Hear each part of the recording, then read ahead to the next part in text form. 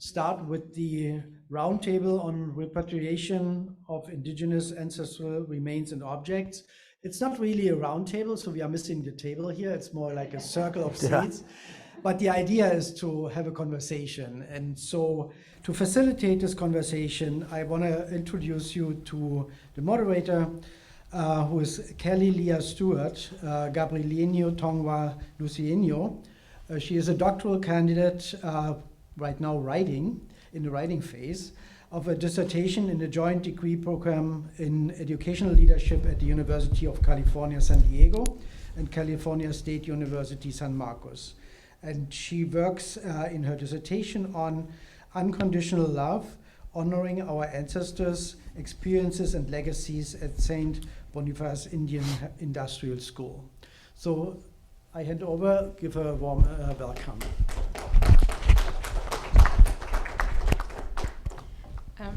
I'm going to stand here for a moment and then I'll move over there. But good afternoon, everyone. Welcome to the Roundtable on Repatriation of Indigenous Ancestral Remains and Objects from Sites of Mass Violence. So my name is Kelly Leah Stewart. I'm Gabrielino Tongva and Lucienho. And I really want to thank you all for joining us here today at USC, which, by the way, occupies my ancestral homeland, specifically the village of Ynez. So a little more about me, as was shared. I'm a doctoral candidate in the Joint Degree Program in Education Leadership at UC San Diego and Cal State San Marcos. My doctoral dissertation, Unconditional Love, Honoring Our Ancestors' Experiences and Legacy at St. Boniface Indian Industrial School, examines the intergenerational impacts of the institution to highlight California Indian acts of survivance. I'm a descendant of 33 former students of St. Boniface, 3 who are interred at the cemetery to this day. And their legacy has significantly influenced my journey as a California Indian woman, attending multiple universities for multiple years across my homeland, where our presence is continuously erased on a daily basis. Second, I have to give a shout out to the Indigenous Futures Institute. I am their graduate research associate, where I'm blessed to work with an amazing group of Kumeyaay scholars on the Unmapping UC Mont Kalahui project, and with my own sister on the From Tovangar to UCLA project. These 2 projects work to restore the history of UCSD and UCLA, specifically the history of land transfer from the perspectives of the Kumeyaay and the Tongva. We have an article coming out in the American Indian Culture and Research Journal that examines the land history of UCLA, so keep an eye out for that. I'm most excited about the next hat I'm going to add to my collection of roles. In a few short months, I'll be joining Cal State Long Beach as the first Tongva tenure track assistant professor in the American Indian Studies department. I'm really honored because I get to join Cindy Alvitri, the first Tongva faculty at Cal State Long Beach, and I get to join her as a member of the NAGPR committee. So I acknowledge I probably should be paneling or chairing a boarding school panel. But the other thing I should be doing is probably working on my dissertation. But I'm here today for the 3 ancestors of mine who are buried at St. Boniface, and for all of the other Native youth laid to rest there. And I really wanted to be a part of a conversation with all of the panelists to learn how I, and in general, how all of us can do better and do more to ensure that our ancestors' remains and our sacred items are returned to our communities. And with that, I want to invite our panelists, James Ramos, Eva Trujillo, Wendy Teeter, and I don't know if Rebecca Tsosie is here yet, but please join me over here at the, our round table. So today what we're going to do is I divided the roundtable into 3 segments. Hopefully I'll be able to keep track of time, but we're going to begin with participant introductions and reflections. After that, we're going to have a discussion between the participants and close with Q&A from the audience. So our panelists today join us from various fields and perspectives, and some of them, like Eva, I know personally, and Wendy, I know personally. Wendy, I've known for years. She knew me in my 20s. I've worked with them, and some of them I know through the world of academia. And like many of you, I'm really excited to learn from them. So right now what we're gonna do, each panel will have 10 to 15 minutes to briefly share their background and why they're here today, followed by their experience and perspectives on repatriation. And keep in mind, if you want more background information on our panelists, there's a bio document on the website for the conference. So check it out. I checked it out. I was super excited to see my own in there, only because this is the first panel I've ever chaired in my entire career. So, and look at how, like, I don't know how I'm gonna do better after this. I have an assemblyman here. So we'll begin with you, Assemblyman Ramos. Please tell us about yourself and your background and what has influenced your perspective on repatriation, and why it should matter to Californians and others. Well, thank you. And I know we're going to be discussing repatriation and history and trauma. But before we do that, I asked permission from the local tribe to be able to share a traditional Serrano song, and the permission was granted. So I'm going to go ahead and do that. But I got to walk back over here.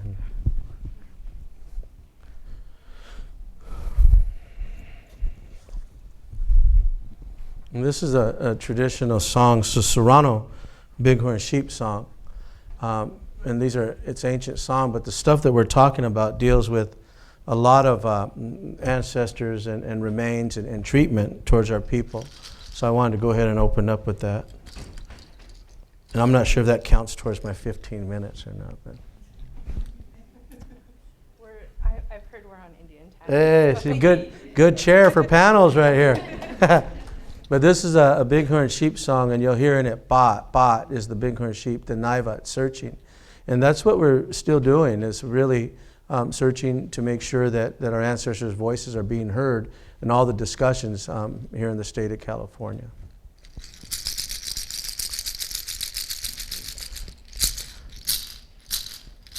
Shoivavno enoeva, shoivavno enoeva, haku pai patenaiva, haku pai patenaiva, shoivavno enoeva, shoivavno enoeva, haku pai patenaiva, haku pai patenaiva, shoivavno enoeva, shoivavno enoeva, haku pai patenaiva, haku pai patenai, ha, shoivavno enoeva, shoivavno enoeva, shoivavno enoeva, haku pai patenaiva, haku pai patenai, ha, shoivavno enoeva, shoivavno enoeva, shoivavno enoeva.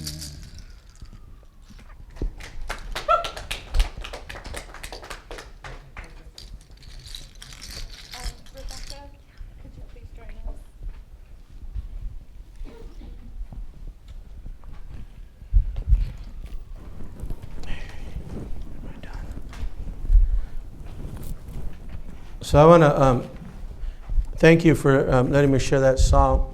And the issues that we're going to talk about here today, and talk about different things, but representation truly does matter in all the different areas that we are in, especially in education, being able to trailblaze that road, right? That road there for others to get into education and to move forward, but also in different political areas, right? I sat on the San Bernardino County Board of Supervisors, chaired that board.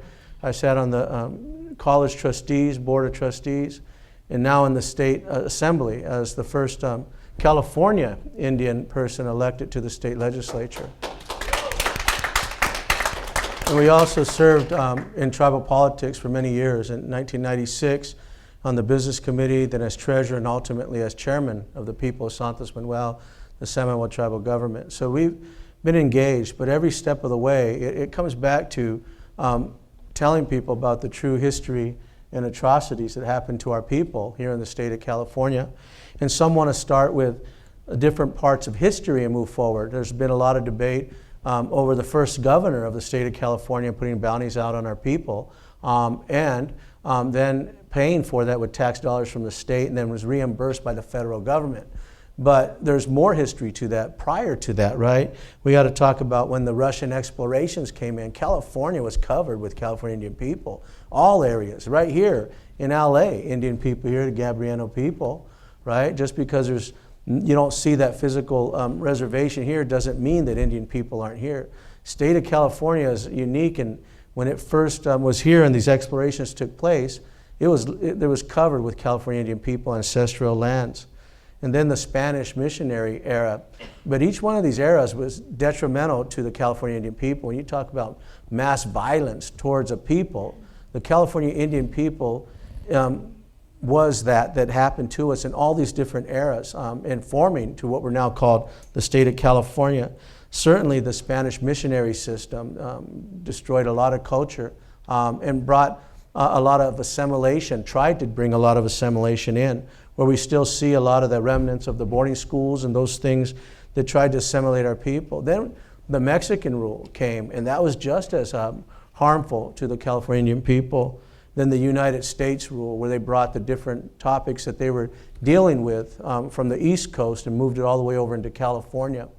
And then came the state of California. So some want to start in a period of history, but we have to really go way back when you're dealing with mass violence towards California Indians and the first people, starting with that and the different atrocities that continue to happen. We continue to see those. When I was on the Native American Heritage Commission, I chaired it, there was a project that was going on here in this area called Playa Vista, and they uncovered some Native American remains. They worked out some type of mitigation, uncovered more Native American remains. By the end of that time, they uncovered over 300 Native American remains in an area that was measured in like a square, just like almost half of this room. And when you talk about mass violence, that was people that were put into a certain area and their lives were taken from them. This is part of history that we continue to look at. But we also have to look at the repatriation moving forward to our people. And so growing up on the Samuel Indian Reservation, where I still reside, culture was something that was embedded in us.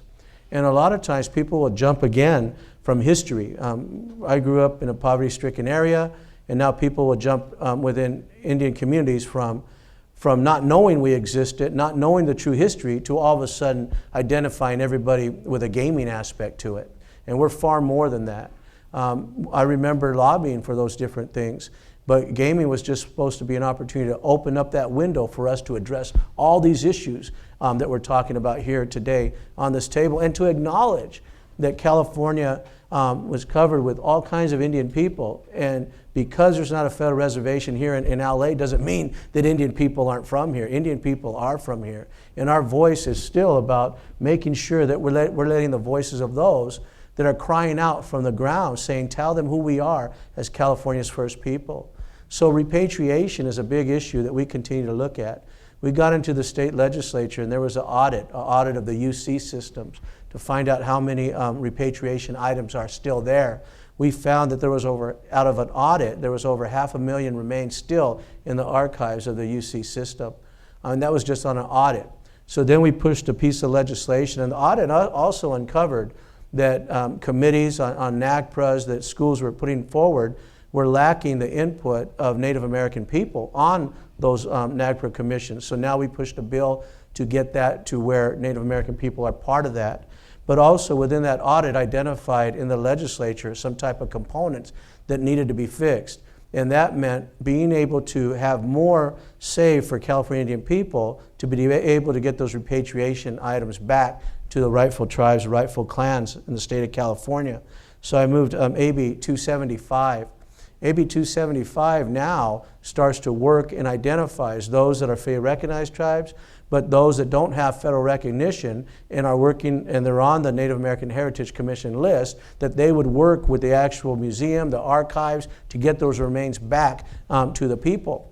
And so we're starting to see some movement on it, but we're still seeing some resistance to that. Some resistance as far as who should be the ultimate knowledge, cultural knowledge person in there. And for me, I believe it should be within the tribes and the elders. So within 275, I raised the status of elders to the status of greater or above of museum directors and those that are non-natives, so that voice is being heard, and traditional knowledge now is put into that process to ensure that repatriation takes place. That's just the beginning. And now we also put forward in the state legislature this last session to move forward with the Cal State University system to do an audit in the same format to find out what remains are in their archives because of what happened in San Jose State, Cal State San Jose, where we had a person holding up skulls of our ancestors, making deals on Facebook and social media that it was good to be back amongst old friends. That's the stuff that we're still dealing with as Indian people in the state of California. But it takes someone in the state legislature and those that continue to let their voices be heard, where now we're going to do the audit on the Cal State University system, find out where they're at with NAGPRA, find out where they're at with repatriation. We want to make sure that we do continue to move forward and get these things moving. But we also need the support of the Indian community also to come together, to be able to stand united, to be able to get these remains of our ancestors and reinturn them back into the ground. We also see that there's struggles within those in administrations that aren't so willing to move forward on the factual history that took place. In the state of California, Governor Newsom moved forward in 2019 and did a public apology to the California Indian people for past atrocities and treatment towards California's first people. And I was there with him. We started moving on pieces of legislation. One piece of legislation that we just got done working on was changing the name of a college, a college in San Francisco that had the founder's name that brought atrocities towards California Indian people, specifically Round Valley and the Yuki Indian people. And we ended up making sure that we had several meetings together with the Dean Chancellor, and the Yuki Indian Committee, a spokesperson was there, as well as Round Valley Indian tribes. And that was the first time in the state's history that the tribes' voices were at the table during all this discussion that took place.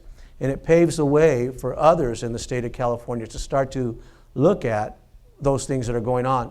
And it starts to go back to the mentality towards California Indian people. When you view somebody during the Russian exploration, the Spanish exploration, the Mexican rule, the US and the state of California as less than human, well, then you're going to start to see this historical trauma, not only on our people, but the mentality of acceptance throughout the different communities of how to treat Indian people, specifically our Native American women. We have another bill that we worked on, and we call it the S word. And it's a derogatory name towards Native American women that we also got that signed into law, and that was AB 2022. And here in the year 2022, we're still finding derogatory names towards California Indian people. And that bill was signed into law to get rid of that name throughout the state of California and partner with the Secretary of Interior, Deb Haaland, to ensure the federal lands don't carry that name with it also. But we still have communities digging in, claiming that that's not offensive and not derogatory towards Native American women. But I think it's time that our women are able to have their voices heard to tell people exactly how derogatory that name is towards our women. That's the voice that continues to move forward. That's the voice that we're continuing to champion in the state of California. But representation truly does matter. And it's being able to bring that voice forward on these pieces of legislation and in the different circles that we're in to bring forward that we have to have a true account of California Indian people and the true history, and not to get it confused with critical race theory, because California Indian people and the history has never been told correctly in the state of California, so it shouldn't be confused with that. This is about telling California's history factual from the lens of California's first people. So we'll continue to do those things. Another thing that we worked on during the Spanish colonization was the Juniper Serra statue up in the Sacramento and on the Capitol grounds that came down during a protest. We wrote a letter to Rules Committee asking for more dialogue with the Indian communities to find out how much frustration and why that frustration is there. That never happened. So I introduced a piece of legislation, AB 338, that in the place of the Junipero Serra statue will be a monument to the California Indian people, specifically Miwok Nisenan from the Sacramento area. And we're going to have a groundbreaking on that in November in Sacramento here coming up to honor National Native American Heritage Month. We continue to work on all these different areas. But boarding schools is another area that's gotten a lot of attention. These are things that we grew up with, family members that were in. My grandmother was at St. Boniface, and she has recorded documentation that when they were there, they would have to take communion, and they were told that if they didn't take it, that they would pass away. So they didn't like that situation so much that her and some of her friends decided not to take that communion to see if it was true, if they would truly pass away. So they didn't take it, and they didn't pass away. So they knew that at that time that all these things they were being told was a bunch of lies. And so they stood up, and she got chastised for it. And one of the priests that was there whipped her with a belt, had her take off her blouse and whip her. These things are documented. These things are true. Others will say, no, that didn't really happen. It did happen. It truly did happen. And then to see that people, my grandmother came back to the reservation, but a lot of members didn't make it back home. And what happened was, along the way, people still talk about it. Well, they just never came home. That's how you explain it. They just never made it home. Now, because of Deb Holland and the attention around it, we're pushing for investigations into those areas to find out what truly happened to our loved ones that went to those boarding schools. Sherman Indian High School now out in Riverside changed a long history from that boarding school to now become a beacon of light for high school graduation for Indian kids throughout Southern California and the Southwest. So we also have to address to what its present form actually brings. But there's a lot of history that needs to be told factual. That's why we continue to work on pieces of legislation in the state of California. But another area is MMIW. And we know that, again, that goes back to the mentality of treating Native American people, Native American women, in a different light than others. And because when you have that mentality early on during these different explorations, it's easier to treat Native American women in a different manner than others. And we see that with that high rate of missing and murdered Indigenous women, Indigenous persons from federal Indian reservations and Indian communities throughout the state of California. So we moved forward on another piece of legislation, AB 1314, that created the Feather Alert system, and that got signed into law and will start to take place here in January. And that's called the Feather Alert system, and it's going to mirror the Amber Alert and Silver Alert, that when somebody goes missing from a federal Indian reservation or an Indian community in the state of California, they could work directly with the CHP office to trigger that Feather Alert to ensure that we're being more proactive of getting our loved ones back home before we have to encourage law enforcement to investigate a homicide down the street. These are issues that are tied directly to mass violence towards Native American people, and particularly here in the state of California against California's First People. That's why it's an honor to be here to share some of the work that we're doing and continue to work on these issues, because it's important. Not only important for us in this room, but it's important for that voices of our ancestors that still cry out. Tell them the truth about what truly happened to California's First People. Thank you. Thank you, Assemblyman Ramos. I have the pleasure of working with our next panelist on the Iipay-Kumeyaay project. So we see each other about once a month, sometimes a little more frequently, text pictures of my sage. But Eva Trujillo is the NAGPRA coordinator at UCSD. That's just one of the many hats that she wears in the community in San Diego. But just like the question before, please tell us about yourself, how your background has influenced your perspective on repatriation, and why it should matter to Californians and others. Thank you. I hope everybody can hear me. Hauka hauka. Memiote memniwe. Eva Winnetrahi takamuk kopai. My name is Eva Trujillo. I'm very thankful that I am in the presence of everybody today. I am from Mesa Grande, or Tecumuk. one of the 12 nations of the Kumeyaay Nation in San Diego. I came into NAGPRA. NAGPRA is such a big element in my life right now. I came into NAGPRA basically consulting with a museum.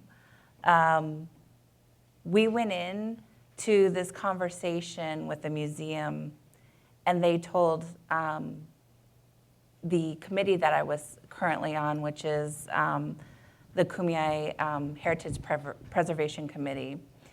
We started to have this open dialogue of repatriation and how we were approached by this museum saying, hi, you know, we want to talk to you, we want to consult with you, we want to have more conversations, we want to build this relationship to start repatriation of your ancestors and your cultural items. And I remember sitting there at this luncheon thinking, wow, they're actually contacting us. We're having conversations with them, and they're telling us they want to return our ancestors. They want this relationship. They want our input, you know. And I immediately responded by saying, can I just say thank you? And the person I was engaging with, he said, what do you mean thank you? I said thank you because normally we're having to pursue museums, agencies, educational institutions for the repatriation of our own ancestors. And he told me, don't say thank you. He said, this is something that we're supposed to be doing. And then I realized the dynamics of the situation and the importance of approaching communities to have dialogues. You're initially very thankful because it's not a fight. Normally, we have to fight for our ancestors. We have to fight for our cultural items. We have to fight to have a say with what happens to our own cultural items. And so to be put in a position where someone actually wanted to work with us was just amazing to me. And so that's how I started this amazing, crazy journey within repatriation. We really did try to go through. They wanted input. They were developing policy, and they wanted input from the community. And so I thought that was so profound. I thought, wow, this is really how it could be. This is how it's supposed to be, you know, after now 32 years of NAGPRA law, people are actually starting to get on the right path of repatriation and starting to realize what it should look like. So that was my journey initially going into repatriation. I eventually went to work for this museum and had wonderful experiences helping to repatriate ancestors to communities. And I thought, wow, this work is so important. It's very important. I get to engage. I get to talk to them. We get to establish these relationships. They get to tell me how to care for their ancestors. They get to tell me when to do certain songs or to light a certain candle, something that was really needed within that institution that I was working at. And that spark just continued on throughout my life. It actually inspired a career change. I worked in the medical field for 20 years, and I thought, wow, I'm changing. I'm going to go back to school and change my major, and this is what I want to do, because I was really truly inspired on how the need for, I guess, equitable repatriation equitable conversations with Indigenous communities, because in the past, institutions have been horrible to Indigenous communities when it comes to repatriation. They've been horrible. They've been hiding ancestors. You know, we've all heard stories of, you know, institutions claiming, oh, that's not your ancestor. Those are too old, you know, they can't be. You know, just every excuse in the book to either not do the work or to keep and hang on to ancestors and cultural items. So I think I set out to bring change for the communities and wanting to do the work and wanting to do it right and in a good way, we say, you know, with good medicine. So I eventually left the institution and went to the UC system that we were talking about. You know, with UC, AB 275 was a push for the UC system to make them repatriate, to make them do this work. It took an assembly bill to do that for a system. And it just goes to show where we are and where we're supposed to be, you know, 32 years later. So repatriation for California is very important. There's so many Indigenous nations here comparable to all of the United States. It's so diverse, it's so complex, California. And so we now have the opportunity to incorporate Indigenous communities that have not been at the table because they're not federally recognized. So now they have that voice. They're able to express what should happen to their ancestors. So I think California, being so unique, really truly needs this AB 275 to push the subject and really make institutions engage and show them that there actually is a better way to repatriate. There is a respectful way to do this. It really does push consultation and having this preliminary consultation, these conversations to develop inventories, preliminary inventories and summaries for communities that weren't given that voice in the beginning, and anthropology or whoever was making decisions on the community's behalf of what they consider to be culturally sacred, you know, or how we define our cultural items. So, yeah, I think repatriation is very, very important, and the processes involved. And that needs to really, it really needs to start changing. We've all heard horror stories of what happens to ancestors and how they're treated in certain institutions, you know, and it's heartbreaking to Indigenous communities. You know, I'm wearing two hats saying, I know as an Indigenous person what this means when I find ancestors in a fashion that they shouldn't be. You know, it's gut-wrenching, it's heartbreaking.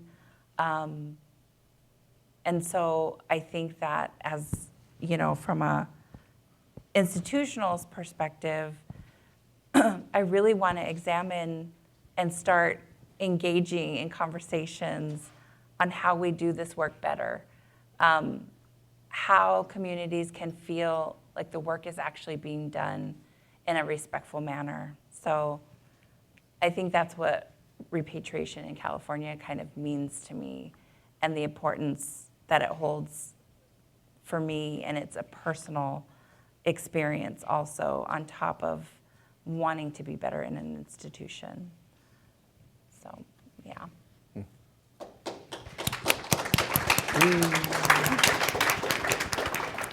Thank you, Eva. She is my go-to person. When I found out I was going to sit on an Iipay committee, I was like, Eva, how do you do this? But I really admire and respect and I've shared it with her, the love for the ancestors that she has and the work that she does. Next, we have Rebecca Tsosie. Rebecca is Regents Professor of Law at the University of Arizona and co-chair of the Indigenous Peoples Law and Policy Program. So it's the same question. Please tell us about yourself, your background, how your background has influenced your perspectives on repatriation. And since you're in Arizona, we're going to branch this out a little bit and say, why should it matter to people in Arizona, the Southwest, and others? Thank you so much. And I have enjoyed being part of this conference. And I want to thank each and every one of you that has presented and everybody who put this together. You have done such an amazing job of bringing people together across countries and disciplines and Indigenous communities. And I'm really, really honored to be on this panel. I had told Lorena very humbly, she's our alum, so of course I had to agree, but I really wanted the California people to speak first. And Mr. Ramos, I've been following the legislation here. This is historic. This has never happened in this country before. I honor you so much because you're tribal leadership, you're also in state leadership, and that really is self-determination today where you can serve those roles. Thank you so much. Thank you so much.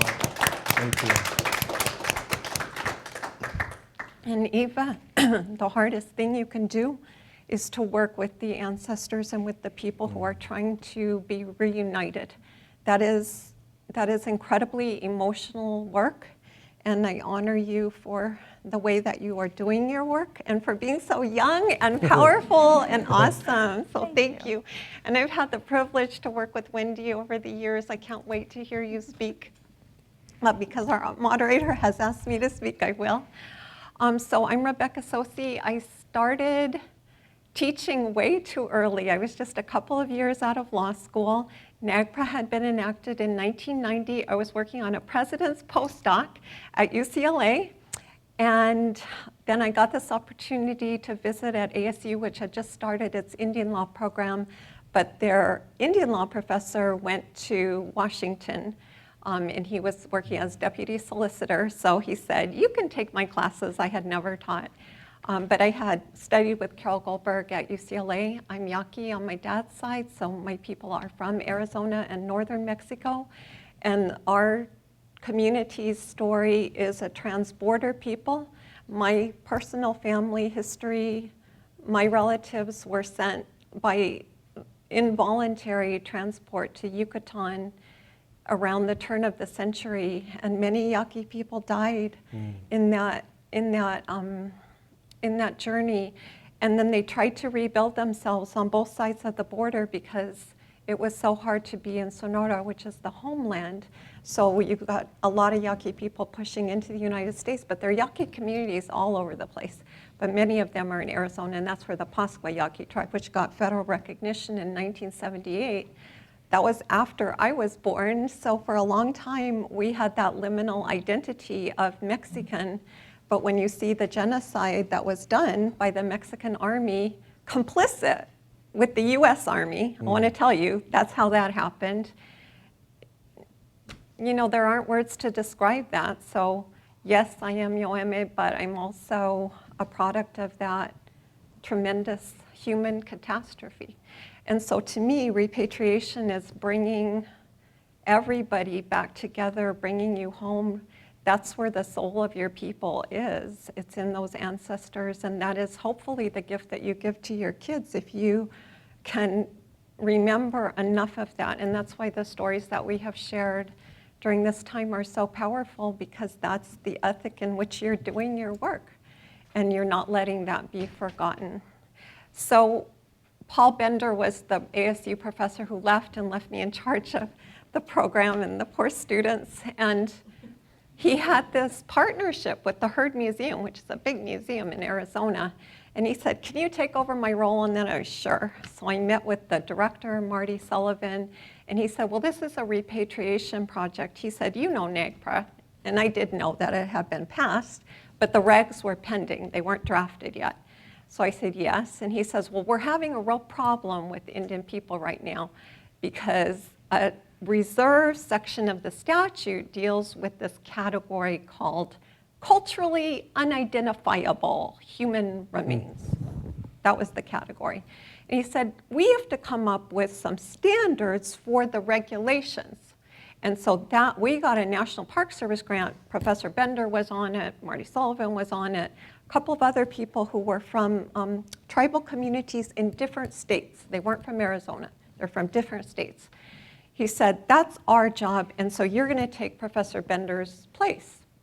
And then I started to get the calls from tribal leaders in Arizona, from Indigenous scholars at American Indian Studies, at U of A and at ASU saying, don't you dare sell us out.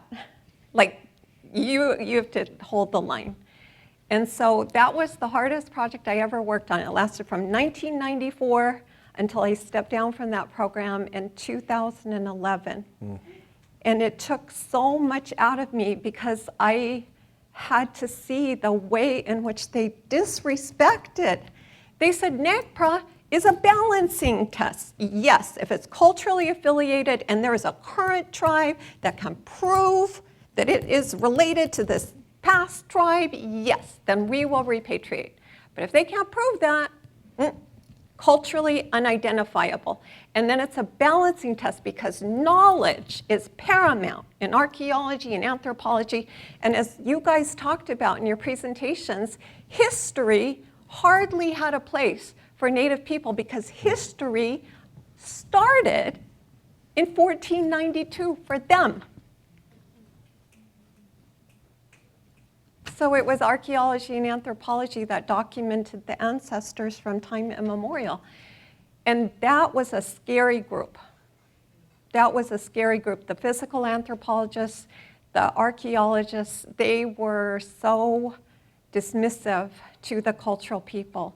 But I have to say it, it's those prayers that were said.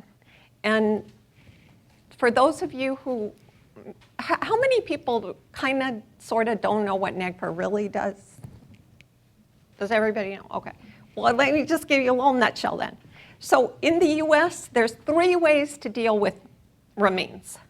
Number 1 way is you're one of the folks, the nice citizens. There are state laws that take care of you and your next of kin have an interest and you get a decent burial or whatever the heck you want, and there's standards. And you violate the standards, it's a crime or it's a tort.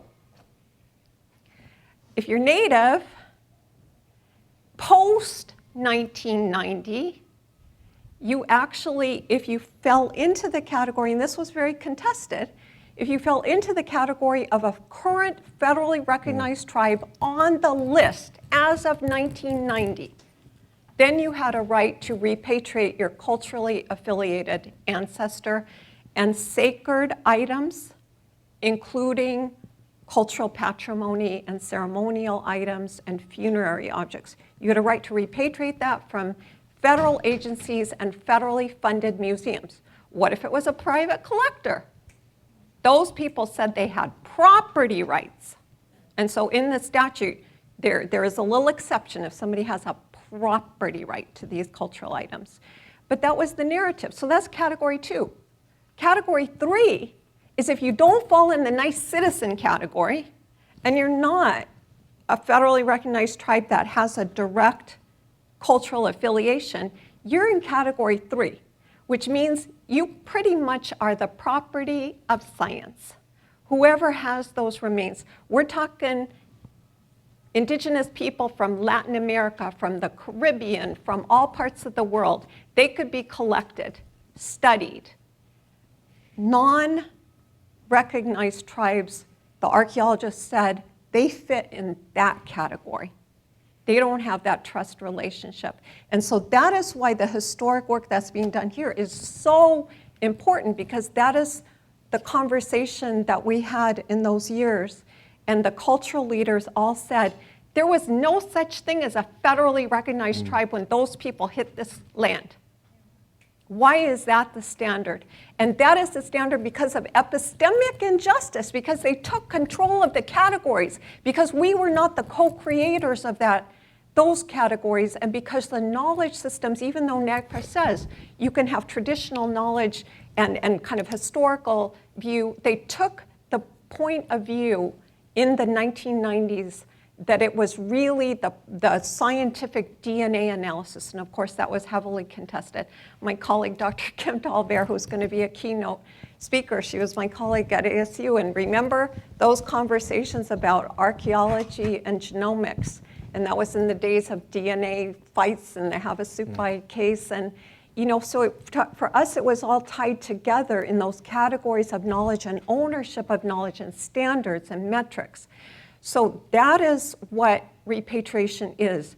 It's getting the ancestors and the knowledge back into a place where self-determination of Indigenous peoples is the dynamic. And that is not one of those three categories. That is a fourth category, which is probably best addressed by the UN Declaration on the Rights of Indigenous Peoples. And there is an article dealing with repatriation in there, but also that the core right of self-determination belongs to all Indigenous peoples. It's inherent.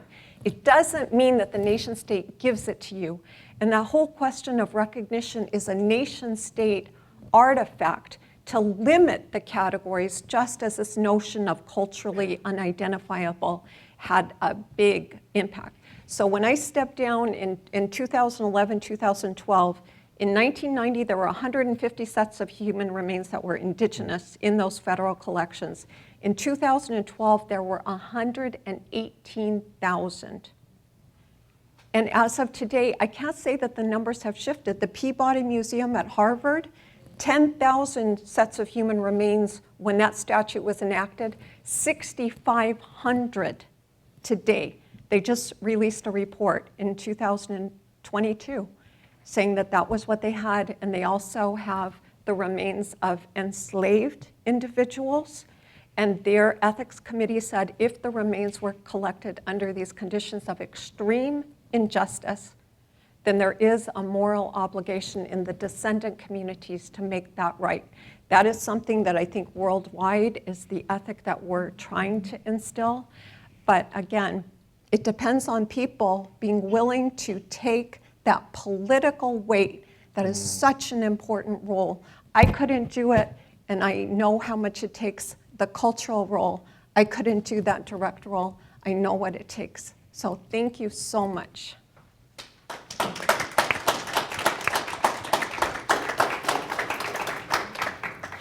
Thank you, Rebecca. I can see why you were handed all these teaching opportunities. I'm sitting here and I'm like, I learned, where's my pen? Next we have Wendy Teeter. Most of us know Dr. Teeter from the amazing work she did at UCLA, at the Fowler Museum, for everything she's done for the Tongva community. I personally would like to say thank you for mentoring my sister all those years at UCLA, because she has passed that on to me at UCSD. But Dr. Teeter is now, she very sad that she left us, but she's now the cultural resource archaeologist for the Santa Ynez Band of Chumash Indians. So we have to share her with the Chumash now, but I guess it's okay. So Dr. Teeter, please tell us about yourself, how your background has influenced your perspective on repatriation, and why it should matter to Californians and others. This is horrible having to go last. I feel like the old timer up here.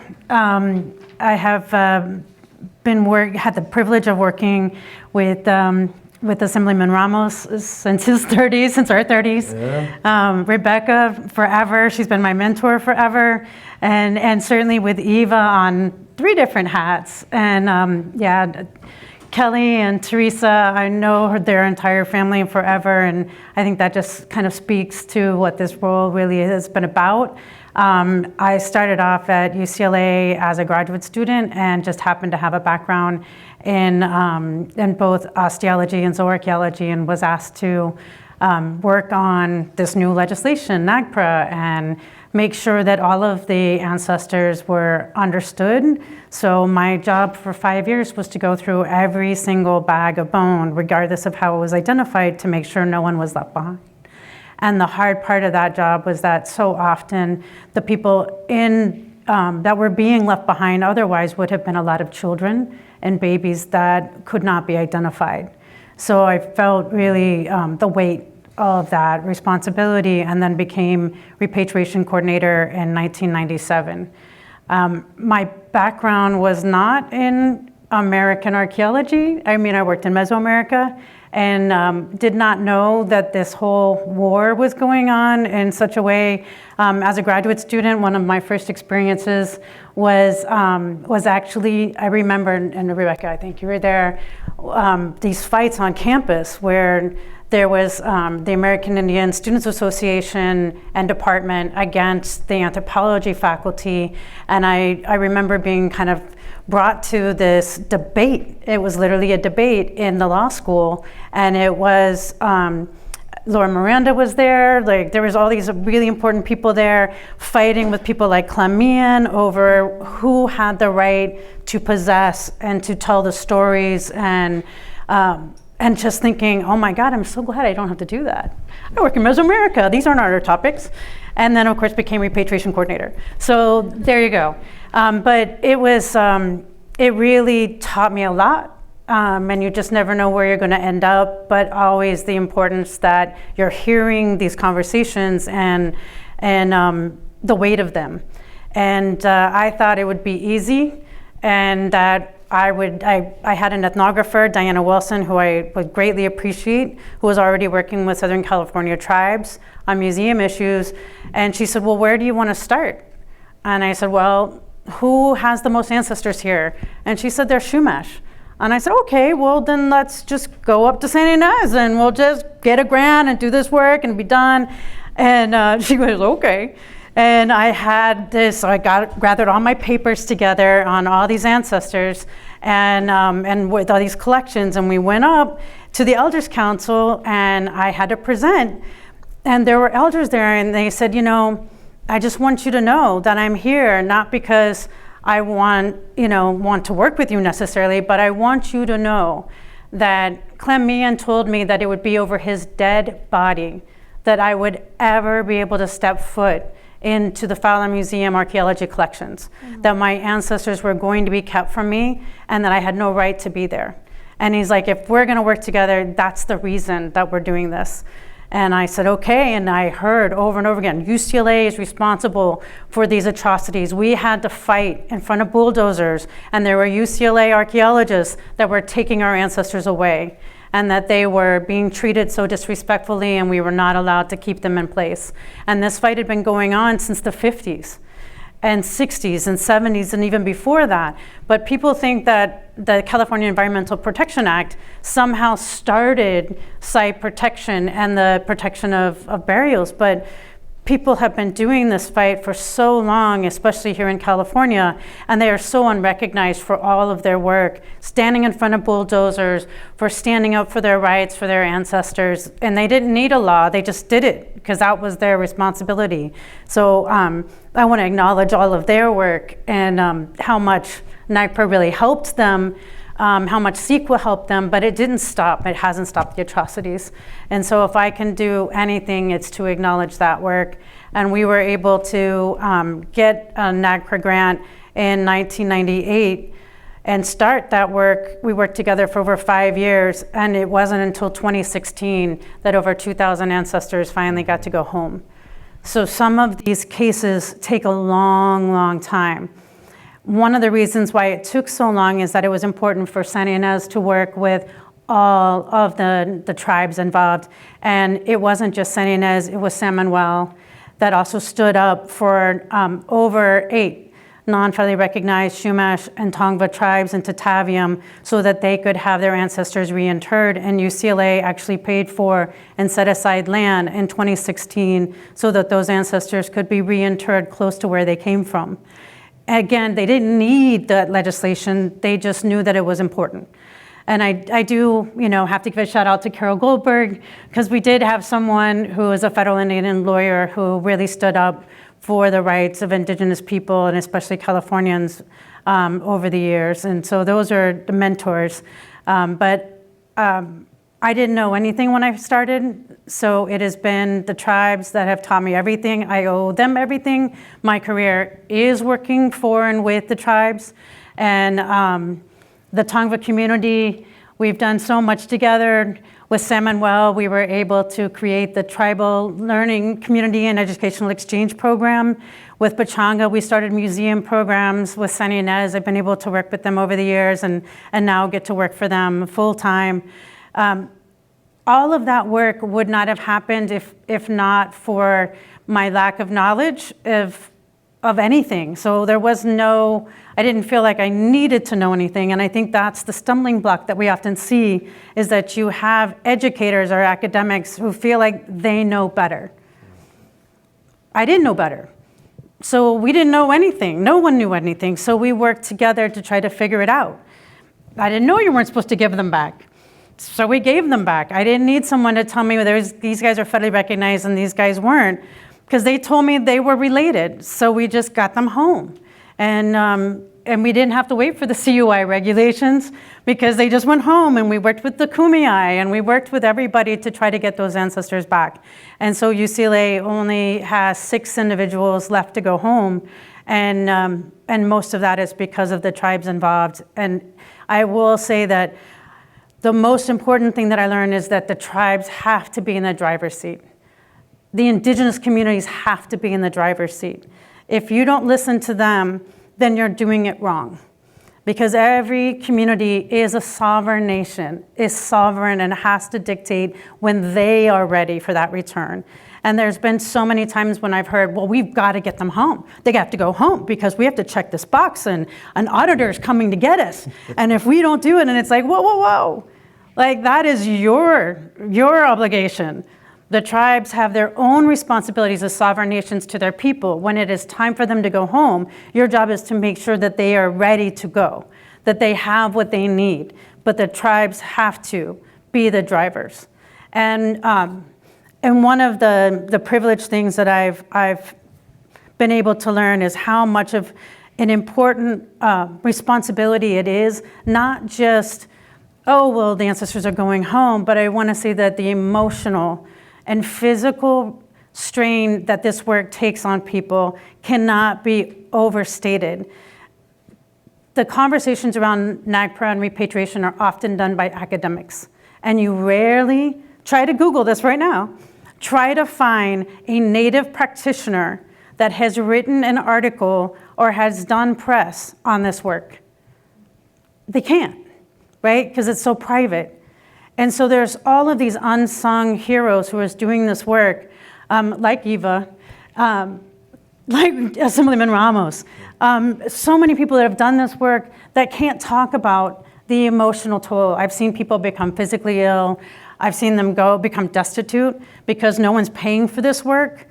This was my job. I was remunerated in the position. And so it was my job to make sure that anyone who came to UCLA got taken care of in whatever way. But AB 275 and 2836, which of course were for a bill that was enacted in 2003. CalNAGPRA started a long time ago, but was never funded by the legislation. And if it wasn't for Assemblymember Ramos, probably would still be not funded and not taken care of. But the important thing is that I also want to say is that it's certainly not about me. I feel very privileged to have been occupying a seat. It's very much about how do we forefront Native voices. And so Ms. Shauna Goman, who was a faculty member at UCLA at the time, her and I started something called Carrying Our Ancestors Home, which is a website that you can find to start to privilege the voices of the people who are doing this work. And it's, again, not just about Southern California, although we start with the Tongva community, with Cindy Alvitre, and with Beverly folks, and just so many people have been doing this work for so long. But then we are also talking to Rapa Nui Repatriation Committee, to Te Papa, to so many places around the world that are doing this work with the Taino. That's what's really important, if I can push that forward, is for you to be able to hear the struggles and how important the work is, not just repatriation, but rematriation, all of that return. And to remember that it takes legislators, it takes academics who are doing the policy groundwork and collecting the data that goes into that, over the practitioners who are doing those every day and can share their stories. It's that collective. If we're not doing it together, it's not going to happen. So thank you all, and thanks to the Tongva who reside here. Thank you, Wendy. I'm going to say we're 4 minutes ahead, so I'm probably going to do something unorthodox that other people don't do. And I'm going to ask everyone to stand up for a stretch break. And panelists, if you'd like to run and grab a cup of water, I would say now is the time. We're going to get started. And I have to say our panelists are so amazing that they answered a good chunk of my questions that I wrote down. So we're going to figure out pieces of these. Are we standing or sitting? I'm going to stand. I have a little bit of a back ache pinch that I need to stand here. I'm 41 now, so I think everyone who's over the age of 40 remembers that your body just like betrays you, and you start having aches and pains, and that's what I'm experiencing right now. But I'm going to modify some of these, and I'm very selfishly going to start with the question that is really connected to the work that I do. So in the last 2 years, and I really would like you all to, you can speak when you want to, you can engage in conversation, however you feel comfortable. But in the last 2 years, through the emergence of ancestral remains at former residential school sites, boarding school history, particularly policies and procedures, as well as the role of religious organizations, has reemerged as a somewhat, we'll say, hot topic. People are becoming more aware of it. It was on CNN. I think everyone can attest, oh, it's on CNN, it's in mainstream media. But with that, what impact do you think the investigations into boarding schools in the US will have on the repatriation of ancestral remains and objects? And I say this knowing that this is what's going on at the school that I research. There are remains there. There are currently conversations on what to do with the ancestors that are there. So I'm, like I said, very selfishly asking what your perspectives and how you think these investigations are going to have an impact on the repatriation of remains across this nation, across the state.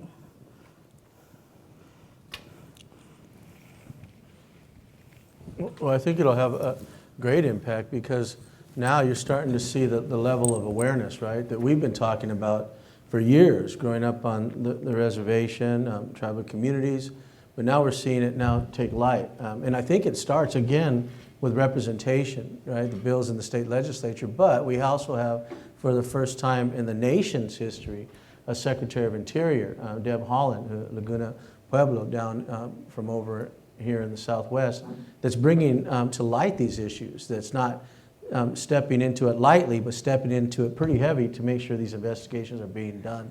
And so once you start to uncover those areas and repatriation back, this is just the tipping of the iceberg, right? I mean, we talked about the UC systems, the Cal State University systems, but the private museums that are out there. And we looked into that, and when they got some of the CARE dollars, right, that opened them up to federal aspects, that then we were able to go in and look at those archives. But it takes awareness, different conferences like this taking place. And one of the biggest reasons that we got and moved so quick for the Feather Alert is because we partnered with the Women's Caucus in the state legislature. So building allies along the way to take up that cause also with us helps to move forward.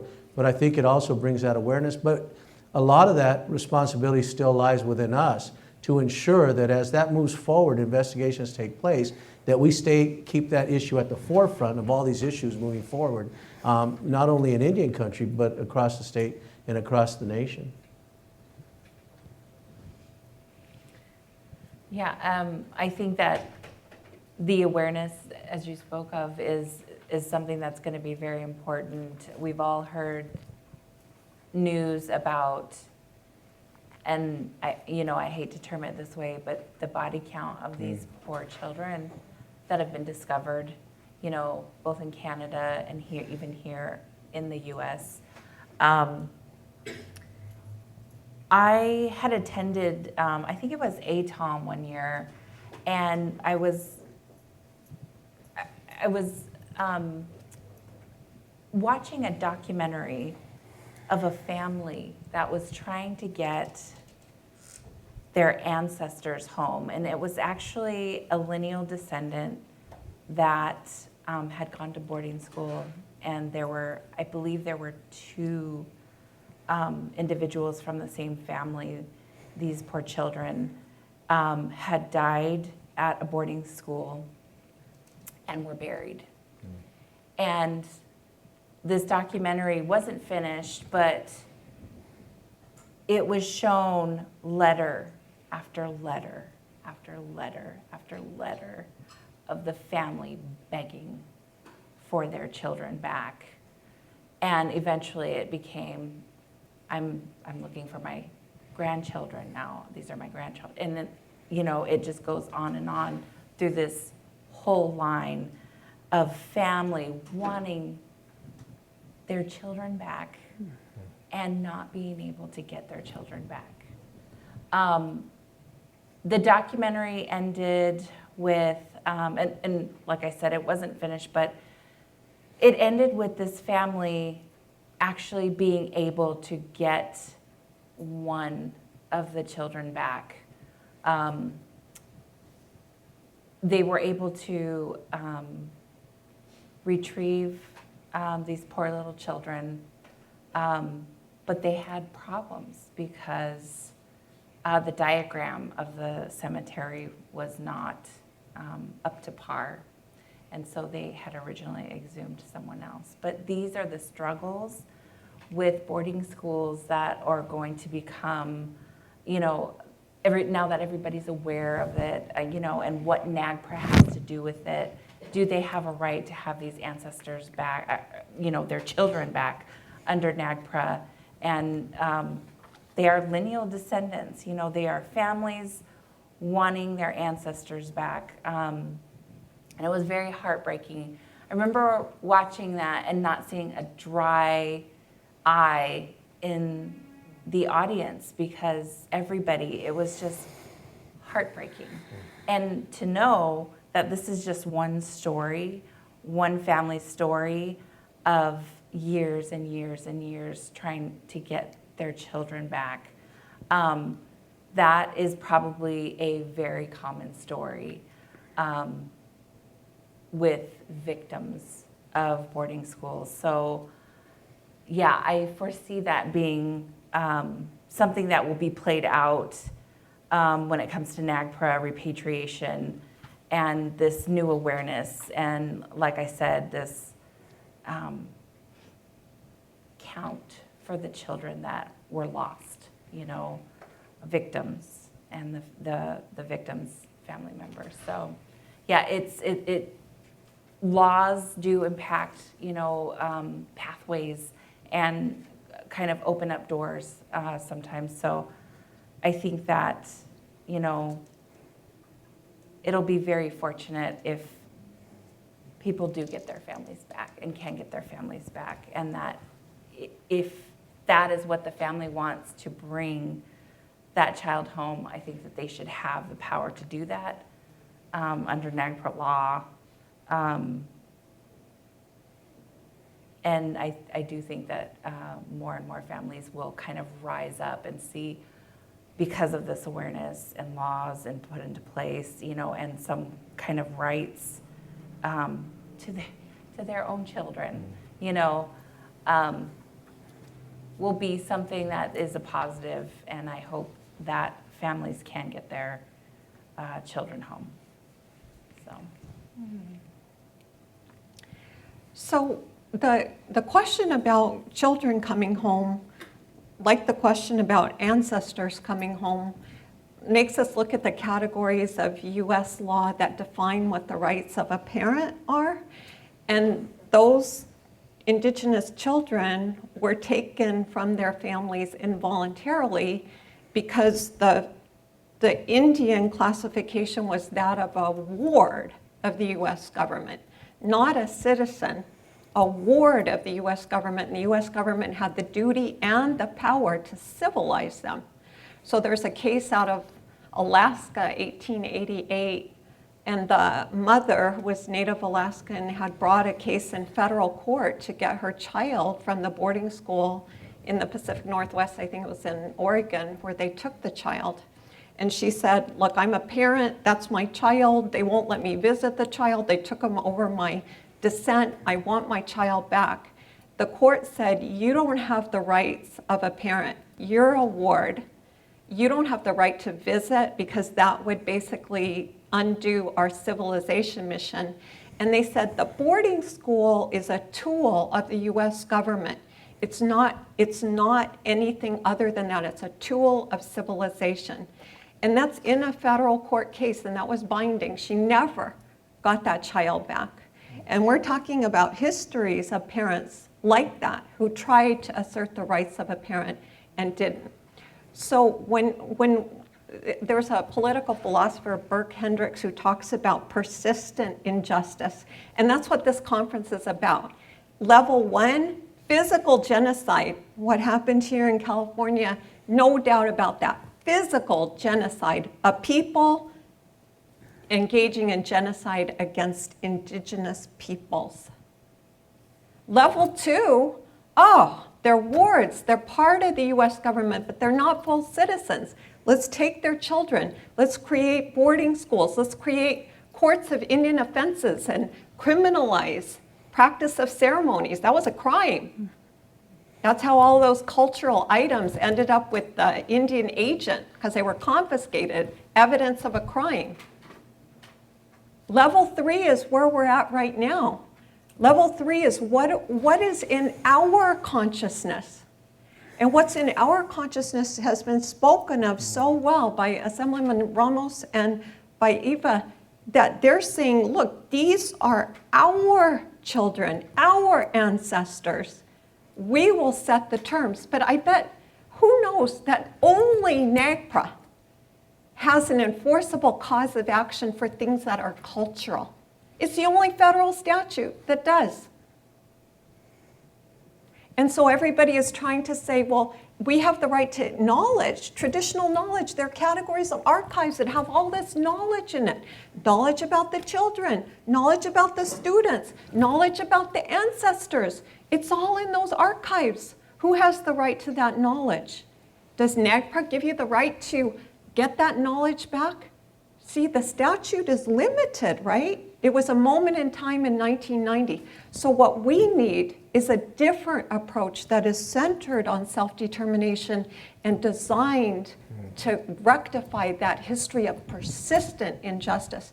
And the Declaration says, in the very beginning, the preamble, it says, every nation state has the obligation to acknowledge its history of injustice, to make efforts to repair that history, and number 2, has the obligation to enter into political arrangements with Indigenous peoples to create a just future and just institutions.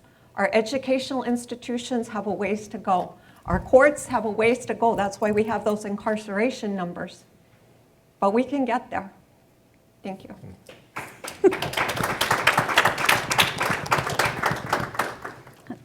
Yeah, what she said. And I will say from, I guess, the practical side, the trouble that isn't often revealed is that these places have been so mismanaged over time, such as St. Boniface, that there's almost no way to identify a singular grave location. So even if they said, hey, we want to give them back to you, and St. Boniface is a ruin, So the only grave markers, or some of the only grave markers left, are for the actual padres, which isn't, that irony isn't lost. And so how do you even return those children when you can't even identify where they're located? And I have to bring in, because you can't divorce what happened in the mission system from this conversation here in California, where some of the first atrocities were marked and are still continue to be marked by unmarked graves on every mission, and loved ones still trying to get those the locations of those ancestors identified, let alone have them protected from further harm. There are many of those mass grave sites that are underneath the parking lots of those mission systems, or they're in a field that's being used for all sorts of public events. And so where does that leave the tribes? Because in US law, nothing that happens pre the creation of the state matters. So even when because a lot of the work that I've done over the years has been on sacred site protection, even in trying to protect those ancestors' graves in the ground, if it's done pre-statehood, the laws don't count. And so Playa Vistas, for instance, when we were working on that particular case, they kept telling us, well, that's not a cemetery. Those 300, 400 ancestors isn't a cemetery because it happened prior to the state being created. And he just was like, well, what do you're looking at people who are literally saying this to you straight in the face, and you can't protect those people. You can't protect that cemetery. The last intact cemetery in Los Angeles could not be protected. At Pueblecito in downtown LA, it was the same situation where they just kept saying, oh, well, the graves on Olivera Street, they don't need protecting. And it's like, no, they do. And they were like, oh, well, we can't identify who they are. Well, so the Harrington records were pulled that identified all the people, and they were African, and they were from Mexico, and they were a lot of different tribes represented. And they kept saying, well, this place doesn't need protection because it's pre the creation of the state. So there's so many, when we talk about these issues, there's so many levels of challenges that go on. If you get through one hurdle, okay, you can get your loved one home, but where's their actual grave? How do you get them home? What kind of deference? Can you get them all back? So if you can't get the acknowledgement that the genocide occurred, if you can't get the acknowledgement of the harm, how do you create some kind of resolution that needs to be applied in these situations? And there have been, like at Sherman, there's an acknowledgement of those grave sites, and there's an inter-tribal community that's actually trying to protect those, knowing that the loved ones can't be singularly identified, and so they created a marker to identify all of the children. But that's just one of so many, many places. And NAGPRA, I agree with you, like it just doesn't solve this issue. I know it's easy, and it's the only, but can't we build off of that and create something that can help specifically these issues? Thank you. But I also think the voice of the Indian people in these pieces of legislation, the pieces of legislation, even the boxes on NAGPRA and all those things, they weren't designed to protect the Indian people or past history and those things. They were designed to protect the government and other areas. So the voices of now legislation coming forward has to start with the voice of the Indian people, then creating the legislation that then would be on the side of the Indian people to get those remains back. And I know Olivera Street, we were talking about the park that was out there was uncovered remains, and then find out that the cemetery was declassified and things were moved, some weren't moved, and I don't even know if that park is still there now or if it is a standing park. But all these things are happening in the state of California and the nation. And that's why I think we have to come together. And again, I get back to a statement that some will probably be calling me or my office, that gaming was just supposed to be an opportunity to open up that window for us to address all these issues that we're talking about now. So we're continuing to do that, but I think we got to get legislation now that is on the side of the Indian people moving forward, not on the other. Even the legislation that we talked about, that we championed through, the governor signed, we have to go through committees attesting to all these different areas, to the different consultants and committee chairs that are there to attest for these things.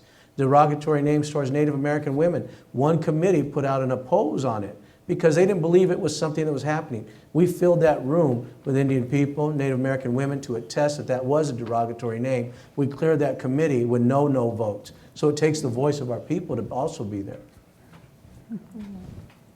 I'm going to take us in a different direction because you all touched on one of my questions I was going to ask you is what are the challenges? I'm telling you, like, I really scored on my first panel. But you all touched on the challenges. So I really want to ask you, what are the rewards of doing the work that you do? We'll start with Wendy in the back. An amazing life. I don't know. I mean, it's really has been a privilege to be able to see so many ancestors go home and to be able to work with so many tribes. I mean, retiring from UCLA and being able to work for San Ynez is like my dream. Like all of a sudden, it's like the burden's been lifted, and I get to work for this amazing tribe and for the elders. So they just tell me what to do, and I'm like, all right, I go do it. And so that's really been the reward. Is everything that I've been able to do so far. So for me, I feel like kind of work chooses you, like you sometimes don't have a choice. So it wasn't like what I would have chosen. Like in my postdoc, I was working on environmental issues, land and water. And then I had to do this. But it turned out to be the best thing for me because it is the heart of the people. And as an untenured professor, seriously, I was in my first year of teaching. So nobody cared about what I did or how I did it. You know, as long as I met with my classes, they didn't care. So I formed the working group on this issue, and I took recommendations from the tribal cultural leaders nationwide. Who do we need at the table? And they actually told me, you have to have people from California. You have to get all the different experiences. You have to get people from the East Coast. So I got in touch with all these people, and those cultural leaders came together. Mm-hmm. And that was the most powerful meeting, the first meeting. It brings tears to my eyes to think of it, because they all spoke in their traditional way of acknowledging each other. And then the stories that each of them had about the other people, like you saw the links, like north to south, east to west, that's where they were. And they didn't care about money, because there wasn't any money in this. What they cared about was bringing those ancestors home. And so that to me was like, okay, that's my purpose. That's what I have to support those people, and I have to learn how to support them from them. I can't learn that from federal Indian law. I have to learn it from them. And so even though those meetings were hard, and that was, you know, it does take a lot out of you to be in that confrontational posture. I'll never be able to go to UC Berkeley. Like, they banned me from campus. Seriously. You know, like, seriously. And the neo-Nazis over the Kennewick man, quote unquote, I was in their crosshairs on the screen. So, like, I know I got a lot of haters out of that, but what I got in return was the love of the people. And that's what keeps you going. I can think of very specific situations, but before I talk about those situations, there's a process in which you can change, or you see the change in an institution for the better. And so I think those are really rewarding moments when you come to an institution and things start to change for the better, and the processes actually are going in the right direction for the Indigenous communities. So I think change in an institution is really, really rewarding for me. But when it comes to the actual repatriation process, there are 3 specific situations where I just look forward to. And number 1, that's the 31st day. So the 31st day always represents that waiting period. There's a 30-day waiting period on the Federal Register. And on that 31st day, that's the day that the communities can actually come and pick up their ancestors if they choose to do so. So specifically, the 31st day is really an awesome day. The next situation is that day where the community actually does come and pick up their ancestors. Sometimes it's a real focused day. Other times there are days where everybody's laughing and joking with each other, and they're taking their ancestors and they're packing them up, and you get to see them literally drive away, and that's just an amazing moment. The third specific rewarding time is when you actually get to see those ancestors reburied and back in the ground, and then there's a sense of peace that just kind of washes over you. And so those are the moments that keep me going when I'm struggling, at my own institution, frustrated with the way things can go. I look back on those moments, and those are the moments that really just keep you moving, and they drive you to a better place. So yeah, those are the most rewarding moments within repatriation. Well, I guess it's my turn, but are we out of time?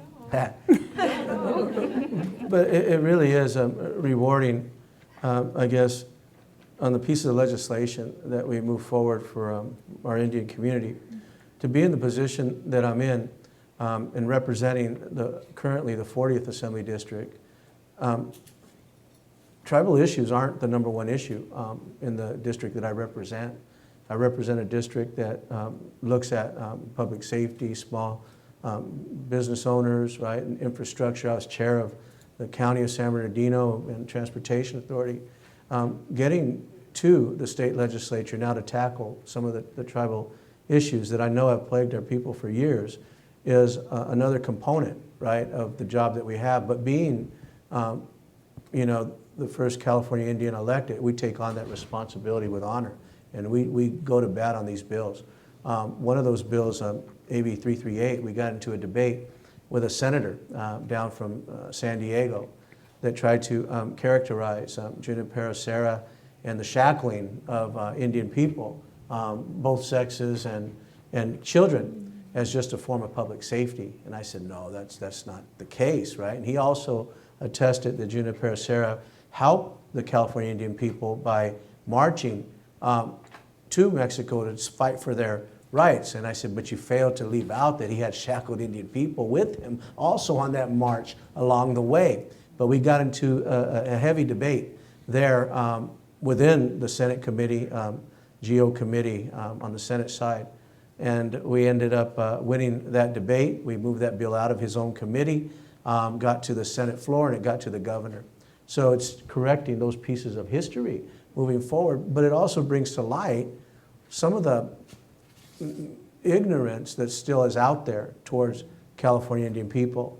And I remember when the governor signed that bill into law, because they fought it every step of the way, even to the governor's office. I'm on the phone, they're on the phone, and the governor signed it. And I went and I was so happy.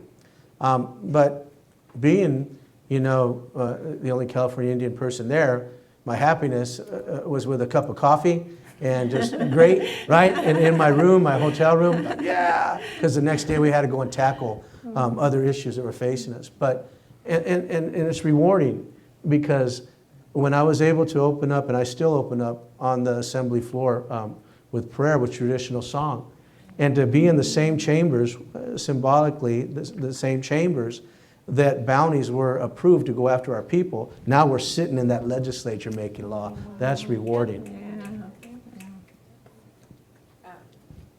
one of the things my sister always talks about when it comes to education, you know, she's my younger sister, but I worked full time to go to school, so I let her do everything before me. It's kind of like the older sister letting her younger sister test out the waters. But one of the things that she has always imparted on me was, as California Indians, we need to take up space. So if we're at a classroom, like going to UCLA and being at UCLA and going to a classroom and knowing that, well, my community is not acknowledged here, but I'm gonna claim this chair. And it's gonna be right in the front row, and this is gonna be my space. And everyone's gonna know that I'm Tongva and that this is my land. And I think that's really important, and I think that's what you're doing up there. And the other thing I just wanna say is, you're the first, but you open the door for the rest. That's right. So I think that's really important. I have a nephew who I just like envision doing all these wonderful things. So may need you to mentor him one day. We need people to get in there, because if we're able to do what we've done with one, imagine if we had 2 California Indian people in there, 3, 4, 5, right? I mean, we do need more. But it has to address the issues that we're talking about here today, that goes back to the history and attest to it so that we could move forward. And I still think that all those things deal with the high suicide rates, the alcoholism rates that still plague our people because of a past that has never been truly acknowledged, right? Truly, some will say, well, yeah, we're attesting, we acknowledge it, but do they really? I mean, when we have to push a piece of legislation to change a name off of a building that has so much atrocity towards California Indian people, when we have to push a piece of legislation to get rid of a name that's derogatory towards California Indian people in the year 2022, are they really open to that change? Maybe I digressed a little. I wanted to add in that one of the great things about being at UCLA was all of my work was in American Indian Studies. Anthropology wouldn't even acknowledge me, even though I was from there.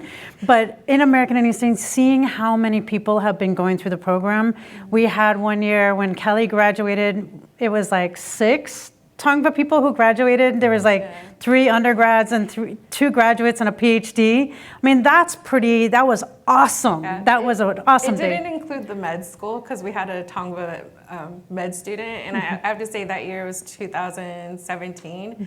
And in addition to there being so many Tongva students graduating from the university, I just want to say that 3 of us were related. So it was me, my sister, and our cousin Mario, and it was a master's, a PhD, and a doctor, like an MD. That's good stuff. Yeah, but we wouldn't have done it without the support of all the faculty in American Indian Studies, who have been like our rock for our whole academic careers.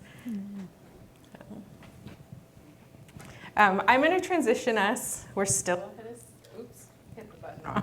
we're still ahead of schedule, but I'm going to transition us to questions from the audience. So I do have a question about Zoom, because I know we were supposed to have online and in-person questions, but if you want to pose a question to our panelists, we're going to do one at a time. Microphone. So if you could raise your hand and wait for the microphone to come to you. That way we can get your audio recorded. And I think we could start over here in the corner. We actually have a comment that wants to be made really quick. And then we can get started with our Q&A section.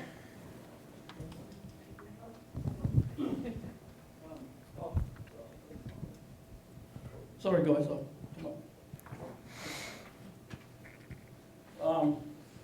I guess I just want to say thank you for inviting us over to the conference. I'm sorry the way I'm dressed, I'm pretty casual, so. Just want to, on behalf of my people and my family back home, I came in place of my mum. She couldn't travel, so I'd like to invite you guys back to Australia to the memorial of the Mile Creek Massacre.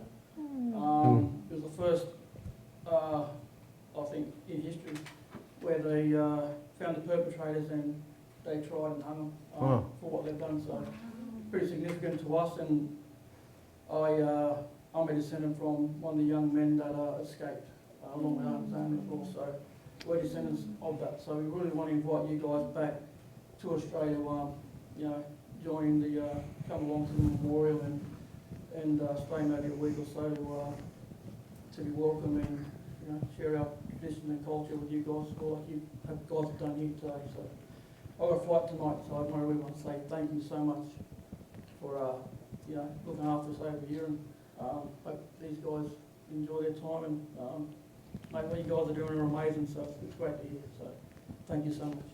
Thank you. Thank you.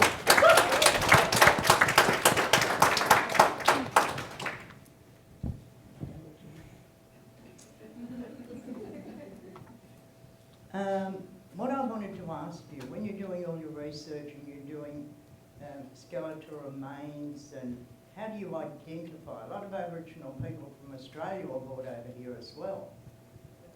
And we're trying to get skeletal remains from here. But seeing as we're, all over the world, our people have gone as well. And we're finally getting some back. But how do you identify the skeletal remains? Through... Well, I think one of the things working within the tribe, because we've worked in different roles with when we actually start to look at the different funerary objects that are buried with an individual, where they're at, those types of things. Certainly Serrano, Cahuilla areas have different type of funerary objects. Here closer to the ocean, you'll see more of those types of things. But coming together, looking at it, and sometimes we did a multi-tribal reburial on the reservation here. I think last year it was with Chemehuevis, ourselves, and Mojaves, because it was at an area where people were traveling. And so we all came together as a people, right, different tribes, and we all agreed to set things aside but come together for cultural aspect. And we did a intertribal reburial, and it just happened to be on our reservation where we actually did the intertribal burial. But it goes back to the funerary objects, the different things that are there, and cultural knowledge. That's why it was so important in AB 275 to raise that level of cultural knowledge bearers up to that footing with museum directors and others, so that knowledge is actually taken into perspective. What I was saying is, if you don't have the cultural knowledge of the ancestors, Aboriginal ancestors from Australia that were brought over here against their will as well, how do you know where to send them back to? So a lot of times we rely heavily on documentation that go along with the ancestors or cultural items. When we don't have documentation in place, sometimes we have clues that might lead us to documentation, but at times we've had to take an individual, say we have maybe a state or a country. We have consulted with specialists that do measurements that can kind of steer you somewhat in a certain direction. But then again, sometimes there aren't specialists out there for that. So it's kind of, there are multiple ways we kind of figure it out or can be, pushed a certain way. But at the end of the day, sometimes we can't tell and we don't know. So, and we were talking about culturally unidentifiable individuals. So there are some circumstances where that happens and that occurs. But we do attempt to pull out of all of our tricks out of the bag in order to identify, because it's truly looked upon as a negative thing to not, at least culturally identify an individual or at least a country, a state, something.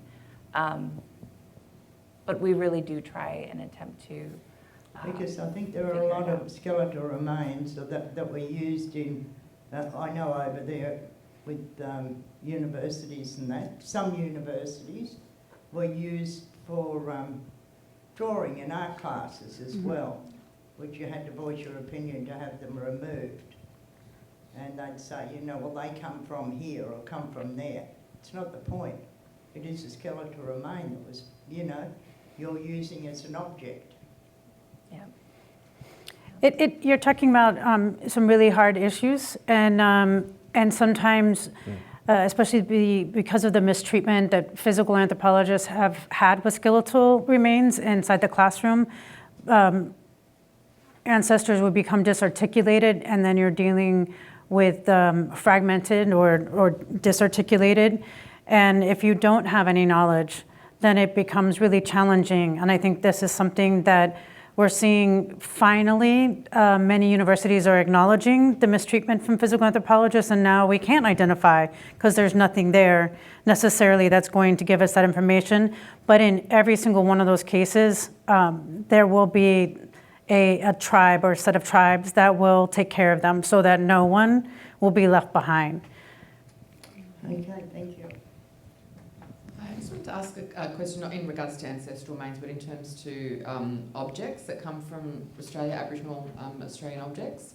So for instance, the Smithsonian has quite a lot in their collection. I did a paper, it would have been like nearly 20 years ago, on Aboriginal possum skin cloaks, and they've actually got parts of a traditional Aboriginal possum skin cloak in their collection. So, and a lot of them, the reason that there's not a lot of the original ones in the collection is because that was, you know, it's a natural material, it's an animal material, and they disintegrated. So, are the museums looking to repatriate objects as well as ancestral remains? Yeah, in fact, at UCLA, we've been working with ATSIS for probably like 3 years, so that again, because it's an Australian Aboriginal NGO in Torres Straits Islander, where their working with the different communities is leading our work.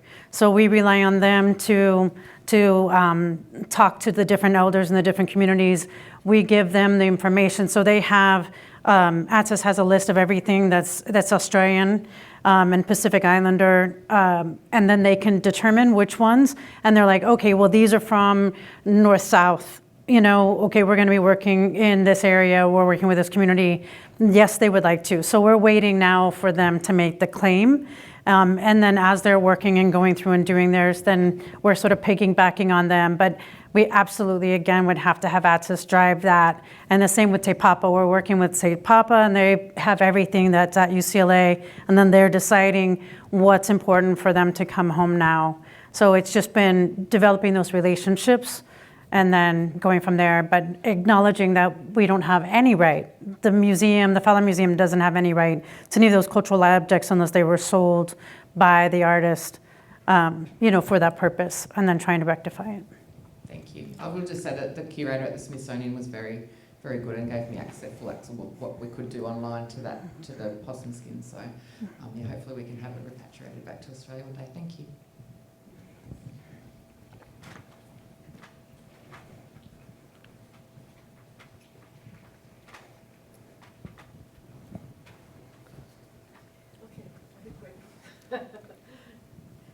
Thank you. That was a beautiful presentation, and I love the name of your dissertation. It's got love in the title. That's so nice. So do you think there'll ever come a time when it will be illegal for private collectors to have these, and they could get arrested if they didn't turn them in? I hope so. In the law, it currently doesn't reflect any for private lands or private, you know, like houses, private owned property. There's, even in environmental, there's really not a law that can say, oh, you need to give that back. Because if they don't want to, they don't have to, which is, you know, ridiculous. In fact, we had a situation where we had a private landowner had ancestors, and we wanted access to their yard. It was a huge yard. And they said, no, we're not going to let you in there. And we didn't want to do anything other than ceremony for the ancestor, but they wouldn't even allow that. So yeah, I hope one day we can come up with a really great solution. Not now, but hopefully very soon. I think there's, we're kind of getting these little advances within law and policy too. We have institutions willing to change policy, which is great. But I think you get these small victories, and hopefully you hope for bigger ones in the near future. So, yeah. But teasing out that it's illegal to possess human remains, period. That's in that's in state law. So if you happen to have a property and their ancestors uncovered, at the very minimum, you have to leave them on the property and leave them where they won't be harmed. But you can't take them home. You can't put them in your house. Like, they have to be left unmolested. If you bring them in your house, you're actually violating state law. So the Public Resource Code is there to protect those ancestors, and there's a process. So it may not be great, and then in terms of like cultural objects, that's the challenge. And I turn that over to Rebecca. Well, So the frameworks we have are so limited, right? So the Constitution really privileges private property rights. And it's so insulting to think of any of the things that we have been talking about as falling under a category of quote unquote property rights. I mean, these are human rights. These are people. And, so the law drives me crazy when it differentiates between ethical standards, which are voluntary, and UCLA is one of the great institutions doing a good job in its ethical standards, because there's no legal requirement to repatriate beyond the narrow letter of the law. So it's ethical standards. That is, international repatriation right now is built on institutions wanting to do the right thing under ethical standards. But falling short of that, if a state protects remains on private property, Arizona does, California does, then that is solid. But there are these people, especially in other states where there's some wiggle room, and you find these horrendous collections that people have of remains as well as cultural items. And the federal statute bars trafficking. So you can't traffic, you can't sell it. That's a federal crime if you sell it. But unless the federal agents have some knowledge that you have criminal, evidence in your house and they get a warrant to search it, you're not going to find these things. So there is a very deep black market in Native remains and cultural items. And it's an international market, unfortunately. And the auctions that happen in Paris happen under a different set of laws that privilege ownership under a different set of standards and don't enfold NAGPRA standards. So that's really what we're up against. And there's been legislation introduced for almost every year called the STOP Act, which is to safeguard of tribal, cultural patrimony. Thank you. And it just, we're one of the only countries in the world that doesn't have a cultural patrimony law that prevents things from leaving the United States.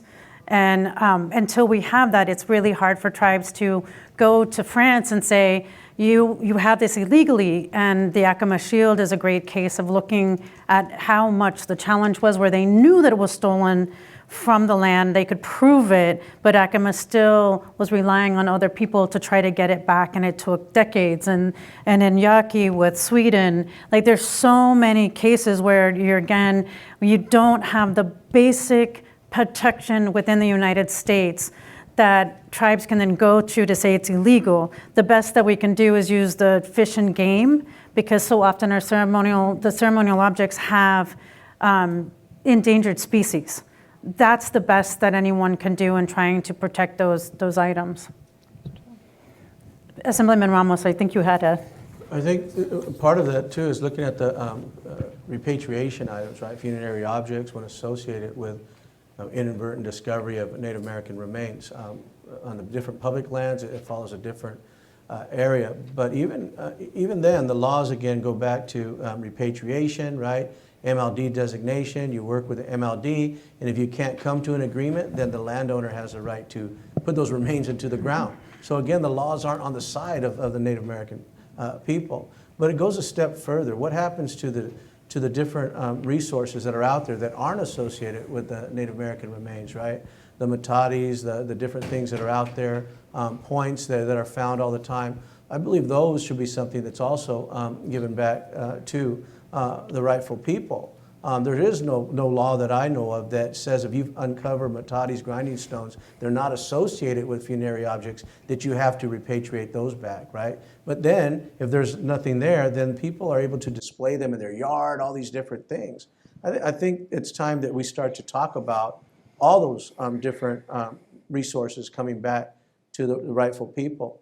There was some of the CARES Act money that went to some of these private museums that opened up them to have to follow some of the federal law, that then we were able to look at potentially going after some of those remains that were in their archives. So once they receive federal funding or state funding, then those laws, we could argue, pertain to them. Right, and if you can prove that a private collector has taken things off of federal land, then you have the American Antiquities Act and you have NAGPRA. So again, there are so many people. The Association on American Indian Affairs works tirelessly on these issues, but I also know a lot of tribal members who watch the auction houses and will go after and try to convince people just to willingly give up those collections or those items back to the tribal communities. So there's a lot of, again, just to acknowledge the people that are on the ground that aren't waiting for laws, that do everything in their power. Yeah. But if there is some kind of federal nexus, if you can show that, if it says something like it was pulled from the Grand Canyon, like, then that's it. Then they broke federal law. So yeah. It's going to be a short question as far as culture is concerned. Any Senator, have you organized a powwow in your life? Because powwows are very important among not only Native people, but also the entire community of a particular city. I know Southwest, like particularly California here and Arizona, there are powwows, mostly like in the summer and the fall season. And these powwows are awesome events that really pull people together and not only to engage to the history and the culture, but also to reunite, unionization and so forth. So I was wondering if one of you in your life have organized a powwow or one of the organizational decision making for a powwow. I mean, have you ever organized a powwow, or were you one of the organizers in your life? Well, I think part of that is an educational process on the factual music, the factual history of California's first people. Our people, Serrano, Cahuilla people, we never had a powwow. We had different gatherings for food, right? Drums, we never used drums for our music. We used hoofs of animals, gourd rattles, elderberry flutes. So breaking down that misconception that all Indian people use drums for their music, although it's part of a great culture, that wasn't something that was practiced here in our area. We also have gatherings. We have spring celebration, Yamava, and the gathering of the yucca plant. So different gatherings we have. And we conduct those still to this day. But part of that is educational process. We still see, that's why I passed the AB 1703, the California Indian Education Act, to get the factual history of California's first people and what's still being conducted now with culture. Drums are pretty much foreign. We use gourd rattles, elderberry flutes. Our housing, we didn't live in teepees. We lived in willow framed homes, at least in our culture. And the histories of atrocities that took place. San Bernardino Mountains, 32-day battle took place to rid the mountains of all Indian people, shooting and killing our clan.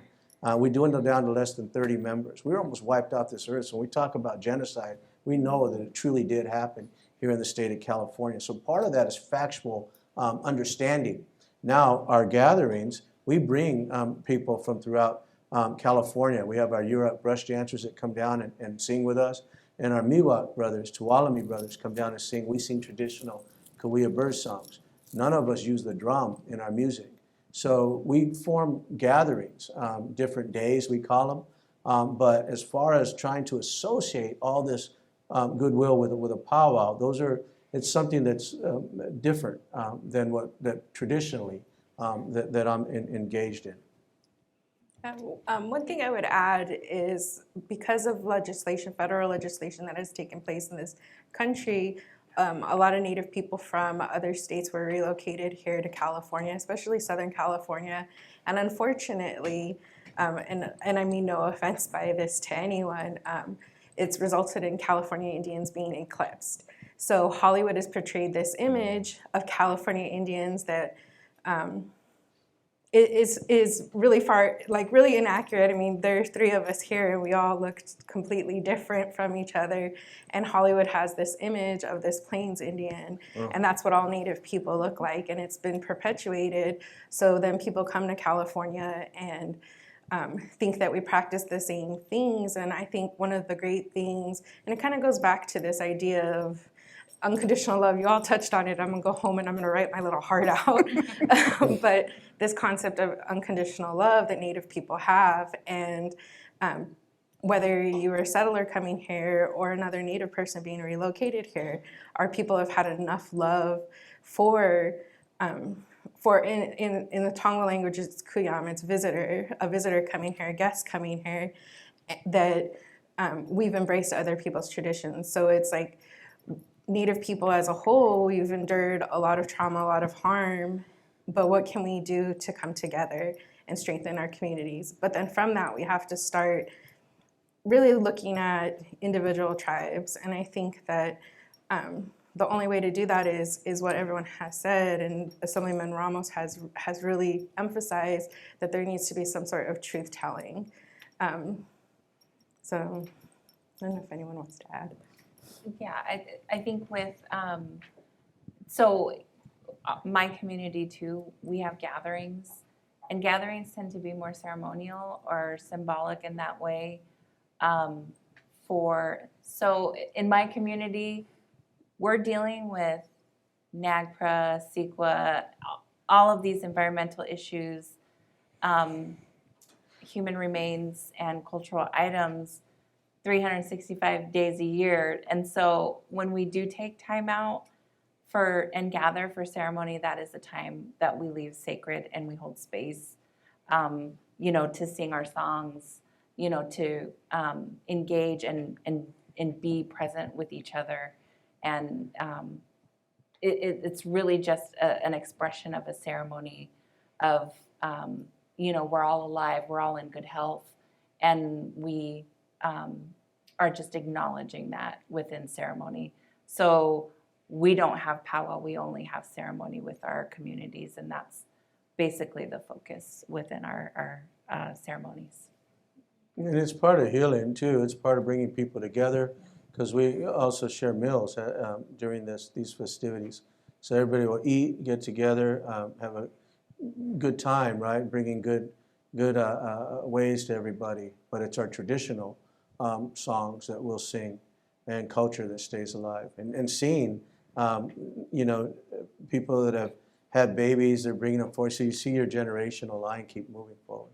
But that's still happening, not only on California Indian reservations, but also Indian communities throughout the state of California.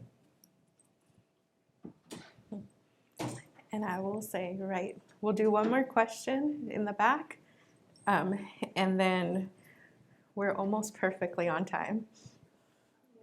Oh. Yeah.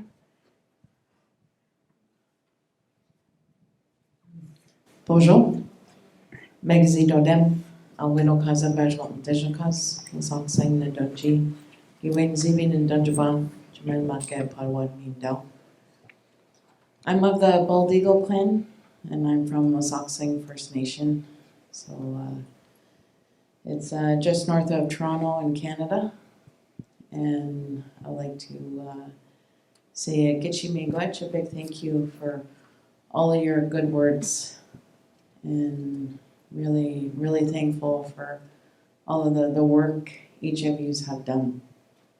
That you bring honor, to your people and to your ancestors, and it's really fulfilling to hear that. And so I wanted to just share some words of encouragement. As for myself, I'm an elder and ceremonialist. So back home, I'm part of a lot of repatriations and museums and all this. Mm-hmm.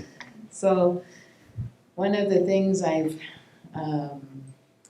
faced, and it's something we often talk about, especially in Canada, is the TRC. So that's the Truth and Reconciliation Commission, and the calls to action for our people. And it's difficult, when we talk about bringing our ancestors home, and especially those sacred items. It's even more difficult when, we're asking settlers to honor our ancestors and to help us in reconciliation and bring dignity, to our ancestors and those items. So a lot of my work in this place has been just mostly advocating to spaces like this, so like universities and other businesses, larger businesses, to basically fund and donate space so that when communities, if they cannot financially afford to bring their ancestors home or to bring those ceremonial items back, that they then can have an agreement with that particular community then to have those items within their spaces. So for myself, I've raised millions of dollars in ensuring that places like this make space for our people. And because a lot of times our communities just sadly don't have those resources, to bring back, especially our items, and especially a lot of our older items that need to be cared for in spaces that need to be, either light controlled or temperature controlled. So this is something I'm finding in our territories that it's one of the harder ones that we're having these conversations as to, settlers needing to take responsibility and to take accountability and to truly take that action of ensuring that there's space for our communities, and so that our communities can have access to those spaces at any time. So that has been a lot of the negotiations I've been trying to make sure that has been going on. It's been very difficult because, a lot of places don't want to put forward those dollars. And so it's making those networks with donors and other places to make sure that we can afford to create those spaces as well. So I'm really, I'm really proud, to hear all the work that has gone on. And, this is to me, I think it's just some of the steps forward. And it's places like this, I believe, that, bring us together. And to me, it's our relationship building that's so essential, to ensure that when we move forward united. And so it really brings me a lot of hope, and I'd say much. Thank you. Thank you. Thank you. I just want to say, I'm sorry. I just want to say in my language, Yehan Maihamepsho, and that means thank you and may Creator watch over you, especially with the work that you're doing. Means very good, be with you.